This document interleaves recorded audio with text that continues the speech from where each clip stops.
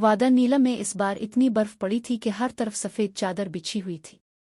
घर के सह में दादी अम्मा और उनका छोटा सा पोता हैदर गर्म कपड़ों में लिपटे बाहर निकले ताकि एक बड़ा सा बर्फ का पातला स्नोमैन बनाए। हैदर बहुत पुरजोश था, वो अपने छोटे छोटे हाथों से बर्फ के गोले बनाकर दादी को दे रहा था। दादी अम्मा ने मुस्कुराते हुए एक बड़ा सा बर्फ का गोला बनाया और उसके ऊपर एक छोटा गोला रखकर उसका सर तैयार किया।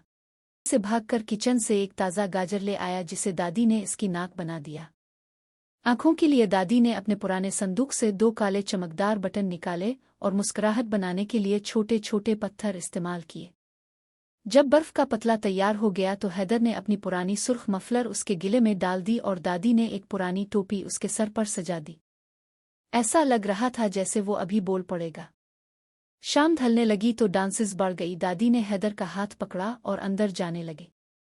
हैदर ने मोड़कर अपने बर्फानी दोस्त को देखा तो दादी ने प्यार से कहा, बेटा, ये बर्फ का पातला हमारे घर का पहरेदार है, ये रात भर यहाँ हमारी खुशियों की हिफाजत करेगा। दोनों